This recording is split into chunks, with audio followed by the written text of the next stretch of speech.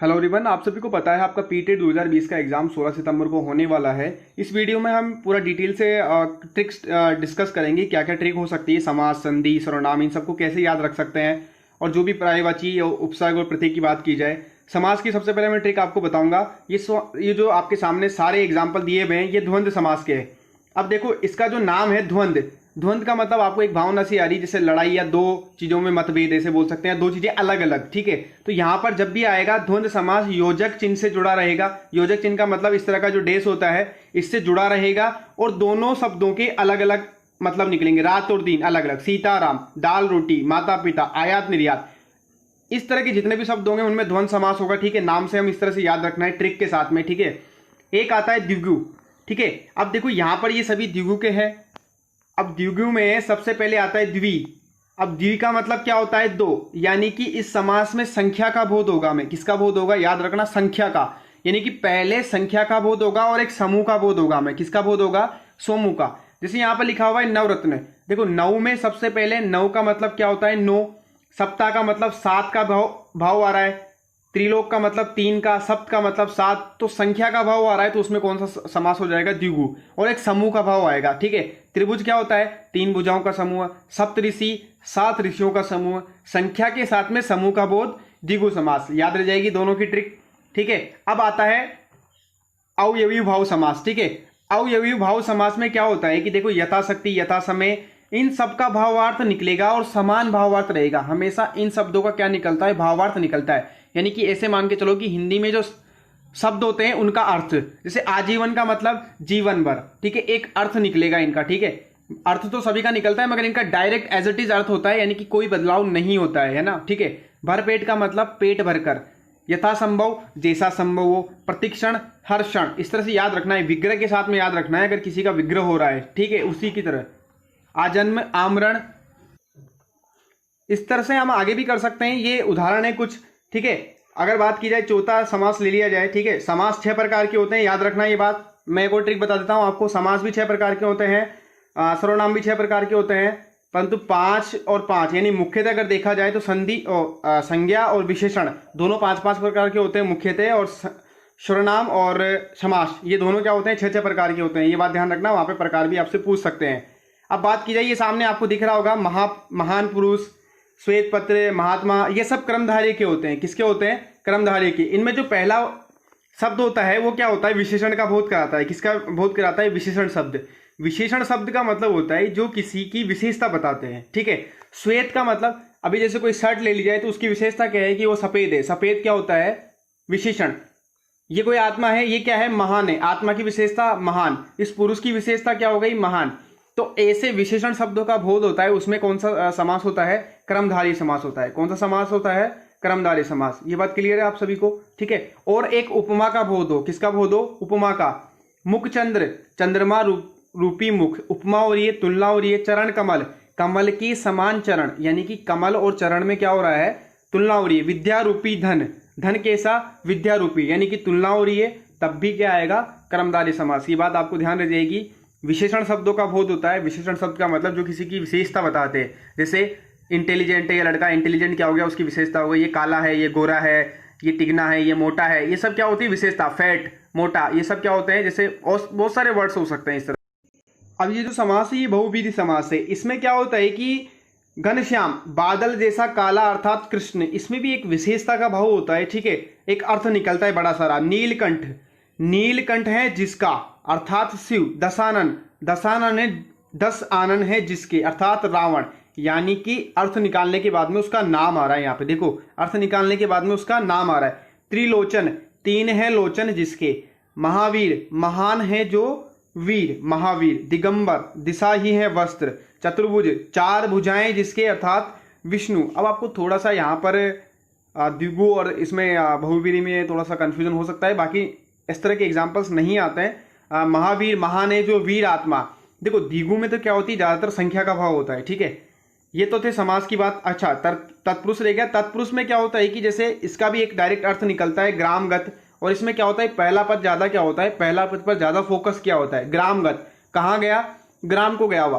पद प्राप्त, पद को प्राप्त। सर्वप्रिय, सर्व का मतलब सभी को प्रिय, ठीक है। पहले पद को क्या कर रहे हैं, ज्यादा टारगेट किया जा रहा है इसमें।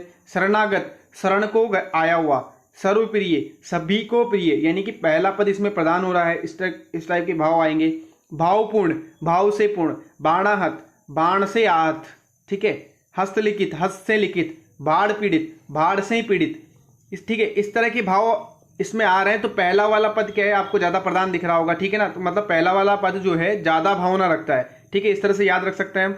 अच्छा, कुछ बेसिक की बात की जाए जो आपसे पूछ सकते हैं, जैसे हिंदी वर्णमाला में कितने वर्ण होते हैं, 44। जो स्टैंडर्ड जो होता है वो 44 होता है, यानी कि 11 स्वर और 33 व्यंजन। ये बात ध्यान रख लेना, ठीक है। पूछ सकते हैं स्वर, ह्रस्व और दीर्घ, ठीक है। 4 तो क्या होते हैं, ह्रस्व होते हैं, और 7 क्या होते हैं, दीर्घ होते हैं, ठीक है। याद रह जाएगी ये बात। 7 और 4 11 स्वर। ह्रस्व दीर्घ का मतलब देखो बड़े, यानी कि दीर्घ ज्यादा होंगे और ह्रस्व क्या होगा, कम होगा। इस तरह से याद रख सकते हैं। दीर्घ का मतलब ज्यादा, दीर्घ का मतलब बड़ा। तो 7 संख्या में, ये याद रखने की ट्रिक बता रहा हूं मैं आपको। 7 और ये 4। व्यंजन की बात की जाए तो व्यंजन आपको पता है 33 व्यंजन होते हैं। और इनमें क्या होता है कि उच्चारण पूछ लिया जाता है कभी कभी। क्या पूछ लिया जाता है, उच्चारण। नासिक के व्यंजन, अंतस्थ व्यंजन, नासिक के व्यंजन, अंतस्थ व्यंजन, उष्म व्यंजन, संयुक्त व्यंजन। संयुक्त व्यंजन 4 होते हैं, कषय, त्र्यक, गे, उष्य, श्रवण वाला, ठीक है। अंतस्थ व्यंजन भी 4 होते हैं और उष्म व्यंजन भी 4 होते हैं, ठीक है। ये 4 होते हैं, तो ज्यादा आपको याद रखने की जरूरत नहीं पड़ेगी। अंतस्थ व्यंजन, उष्म व्यंजन और संयुक्त व्यंजन। देखो अंतस्थ व्यंजन य, र, ल, व। उष्म व्यंजन श, श, श, ह, इसमें हवा निकलती है, उस टाइप का भाव आ रहा है। अंतस्थ व्यंजन यानी कि गले के अंदर से बोलना पड़ रहा है, य, र, ल, व, थोड़ा सा ऊंचा साउंड आएगा इस तरह का, ठीक है। नासिक के व्यंजन कितने होते हैं, 25 व्यंजन होते हैं। कितने होते हैं, 25। क, च, ट, त, प। ये वर्ग जो होता है ये पूरा नासिक के वाला होता है, ठीक है। क, च, ट, त, प कितने होते हैं, ये टोटल 25 होते हैं, ठीक है। कंठ, तालु, मूर्धा, दांत और ओष्ठ। कंठ, तालु, मूर्धा, दांत और ओष्ठ। अब देखो यहां पर उच्चारण ध्यान रखने के लिए आपको एक छोटी सी ट्रिक काम में लेनी है। सबसे पहले कहां से उच्चारण होगा, कंठ से। फिर कंठ के बाद में तालु। देखो एक क्रम होता है, अपन यहाँ पे हाथ लगा के देखेंगे कंठ के ऊपर, फिर कंठ के बाद तालु, तालु के बाद मुख पे आ गए, मुख के अंदर दांत, दांत पे चले गए और वापस किस पे आना है, होठ पे आना है। ये थोड़ा सा याद रख लेना, इस तरह से आप बना सकते हो। यानी कि क वाले वर्ग का क्या होगा, उच्चारण कंठ से, च वाले का तालु से, यानी कंठ, तालु, मूर्धा, दांत, ओष्ठ। क, च, ट, त, प, इस तरह से याद रख लेना, ठीक है। अंतस्थ, उष्म और संयुक्त व्यंजन कितने कितने होते हैं, सभी 4 होते हैं। ये बात आपको क्लियर हो गई, समास और आपने जो है बेसिक चीज देख ली। अच्छा, उसके बाद में जो है अभी बीएसटीसी में तदित प्रत्यय के ऊपर सवाल पूछा गया था, ठीक है ना। तदित प्रत्यय में क्या होता है कि जैसे दुखित था, उसमें आंसर क्या था, दुखित। दुखित किससे बना हुआ है, दुख प्लस इत, ठीक है।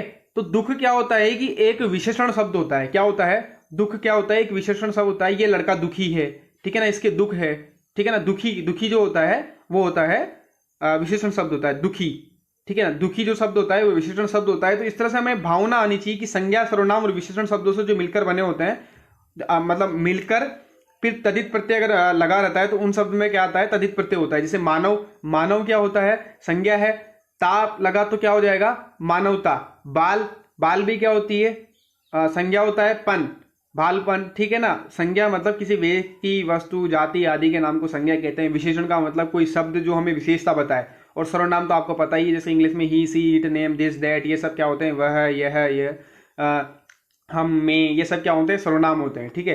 तदित प्रत्यय आपको पता लग गया कि जिनमें पहले क्या है, संज्ञा, सर्वनाम या विशेषण है, ठीक है। तो इन सब में क्या प्रत्यय है, ता, गर, पन, ये सब क्या है, प्रत्यय है।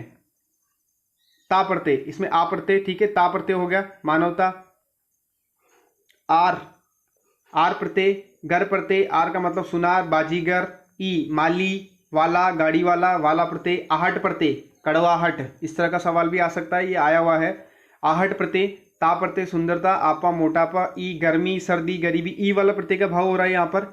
अगर इक की बात की जाए, इक प्रत्यय यानी कि शारीरिक, सामाजिक, मानसिक। आलू, कृपालु, श्रद्धालु, ईर्ष्यालु। ईला, रंगीला, चमकीला, भड़कीला। तर, कठिन तर, इस तरह के जो भाव है। वान, गुणवान, ठीक है। तो आपको पीछे से पता लग रहा है देखने के बाद में, भारतीय, ये प्रत्यय जो साउंड पीछे आ रहा है ना, वही हमारा प्रत्यय होता है। आ, सूखा, रूखा, भूखा, भारतीय वाला ये भी इंपॉर्टेंट है, ये आ सकता है। वान, गुणवान, ठीक है, ये बहुत सारे हैं, ठीक है ना। तो इस तरह से आप पीछे जो भाव आ रहा है उससे याद रख सकते हैं। भारतीय, आग्ने, ए प्रत्यय, अधिकतम, तम प्रत्यय, वान प्रत्यय, मान प्रत्यय, त्व प्रत्यय, शाली, श्रेष्ठतर, तर प्रत्यय, ठीक है। इस तरह के जो भी हैं ये सब प्रत्यय होते हैं। इक प्रत्यय, हर्षित, इत प्रत्यय आ रहा है, देखो इत, हर्षित इत, मानसिक इक, ठीक है, इक वाला भाव आ रहा है पीछे देखो, ठीक है। अपी, ये उपसर्ग की बात की जाए तो उपसर्ग हमेशा आगे लग के बनते हैं, ठीक है ना, किसी शब्द के आगे लग के क्या बन जाते हैं, उपसर्ग बनते हैं, ठीक है। अब देखो आपको पता लग रहा होगा अति, अति प्रत्यय हो गया, अतिरिक्त, अत्यधिक, अत्यधिक ये इंपॉर्टेंट हो गया। अत्यधिक में पता नहीं लगता है कौन सा प्रत्यय हो जाएगा, अति, अतीन्द्र, अतिसार। अधि प्रत्यय, अधिकार, अधिशेष, अनुकरण, अनुसंधान, अनुप्रत्यय। अप यानी अपमान, अपयश, अपितु, अपी, अपी प्रत्यय, अपी उपसर्ग हो जाएगा इसके अंदर। अभी उपसर्ग, औ उपसर्ग, देखो सब वर्ड जो है ना इसी तरह से स्टार्ट होते हैं। अवगुण, अवहेलना, औ, अभी, आ, आदेश, आहार, उधार, उत, उद, ठीक है ना, उत, उधार, उद और उत प्रत्यय, दोनों प्रत्यय हो सकते हैं, उद, उत, उत, उद, उत, उत। उप, उपहार, उपहास, उप प्रत्यय, उप उपसर्ग। नी, निवारण, निषेध, निले, प्र, प्रति, इस तरह से हैं, बहुत सारे उपसर्ग हो सकते हैं। ये सभी उपसर्ग हैं। अ उपसर्ग, अकाज, उपसर्ग उछालना, ओ, ओगुण, अनपढ़, अन्न, अध, अधोत, पतन, अधोमुख, इसमें अध होता है, ये ध्यान रखना, इंपॉर्टेंट है, अलग हटके थोड़ा सा। 59, कपूत, कु, कुढंग, कुचाल, निडर, नी, सु, सपूत में सु आता है, स होगा, सजल, सजीव, सुयस, इसमें इन दोनों में सु होगा, भरपूर, भर, तो इस तरह से याद रख सकते हैं आप। ये सभी उपसर्ग हैं। अल, ना, एन, लाल, बद, बा, गेर, खुश, कम, हम, इस तरह से आप याद रख सकते हैं। Thank you very much. Next video में मैं और कुछ टॉपिक कवर करवाने वाला हूँ हिंदी के।